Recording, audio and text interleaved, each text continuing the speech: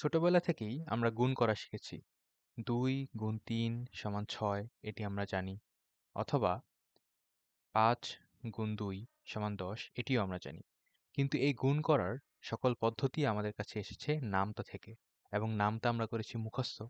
তাই আমরা অ্যাকচুয়ালি বুঝতে পারি না যে গুণ বলতে আসলে কি বুঝায়। আজকে আমরা একটি ভিন্ন পদ্ধতিতে গুণ করার চেষ্টা করব। গ্রাফের মাধ্যমে। ধরুন আমি ২ এবং ৩ গুণ করতে চাই। তাহলে আমি প্রথমেই একটি গ্রাফ পেপার নিয়ে নিব। গ্রাফ পেপারে আমার এক্স অক্ষ আছে এবং ওয়াই অক্ষ আছে। এরপর আমি গ্রাফ পেপারে ওয়াই সমান এক্স স্কোয়ার এই গ্রাফটি এঁকে নিব। গ্রাফটি দেখতে কিছুটা এরকম দেখা যায়। এর এক্স অক্ষ আছে এবং ওয়াই অক্ষ আছে। এখন আমি যেহেতু ২ এবং ৩ গুণ করতে চাই, তাই আমি এক্স অক্ষের পজিটিভ দিকে ২ সংখ্যাটিকে নিয়ে নিব এবং এক্স অক্ষের নেগেটিভ দিকে ৩ সংখ্যাটিকে নিয়ে নিব।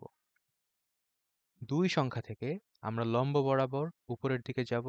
এটি বক্ররেখাকে একটি বিন্দুতে ছেদ করে। ৩ থেকে লম্ব বরাবর আমরা যাব। সেটি বক্ররেখাটিকে আরেকটি বিন্দুতে ছেদ করে। এই দুটি ছেদবিন্দুকে আমরা যদি একটি সংযোজক সরলরেখা দিয়ে যোগ করি, তাহলে এই সরলরেখাটি y অক্ষকে যে বিন্দুতে ছেদ করে, সেটিই হচ্ছে আমাদের গুণফল। এভাবে আমরা অন্য যেকোনো সংখ্যার জন্য গুণ করে চেষ্টা করে দেখতে পারি। এটি কাজ করবে। এখন প্রশ্ন হতে পারে যে এই পদ্ধতিটি কেন দুটি সংখ্যা গুণ করার জন্য কাজ করে? সেটা যদি আমরা জানতে চাই, তাহলে প্রথমেই আমরা একটি গ্রাফ পেপার নেব। ধরলাম আমরা দুটি সংখ্যা a এবং b গুণ করতে চাই। তাহলে আমাদের এই কার্ভটি আছে y সমান x স্কোয়ার। আর আমরা যেহেতু a এবং b গুণ করতে চাচ্ছি, তাই আমাদের x অক্ষের পজিটিভ দিকে থাকছে a, সুতরাং আমরা a লিখব এবং x অক্ষের নেগেটিভ দিকে যেহেতু b থাকছে, তাই আমরা লিখব মাইনাস b। এখন এই a এবং মাইনাস b কে আমরা যদি y সমান x স্কোয়ার সমীকরণে বসাই, তাহলে আমরা দুটি বিন্দু পাবো। একটি হচ্ছে a, a স্কোয়ার এবং অন্যটি পাবো আমরা মাইনাস b, b স্কোয়ার। আমরা জানি আমাদের কাছে যদি দুটি বিন্দু দেওয়া থাকে x1, y1 এবং x2, y2, তাহলে তাদের সংযোজক সরলরেখা সমীকরণ হয় এই সমীকরণটির মতো, অর্থাৎ y minus y1 divided by y1 minus y2 equals to x minus x1 divided by x1 minus x2। আমরা যদি a, a স্কোয়ার এবং মাইনাস b, b স্কোয়ারের জন্য এই সূত্রটি ব্যবহার করি, তাহলে আমরা কিছুটা এরকম চিত্র দেখতে পাই। আমরা যদি নিচের a স্কোয়ার মাইনাস b স্কোয়ারকে ভাঙি, তাহলে আমরা দেখতে পাই কিছুটা এরকম চিত্র। a স্কোয়ার মাইনাস b স্কোয়ারকে লেখা যায় a plus b into a minus b।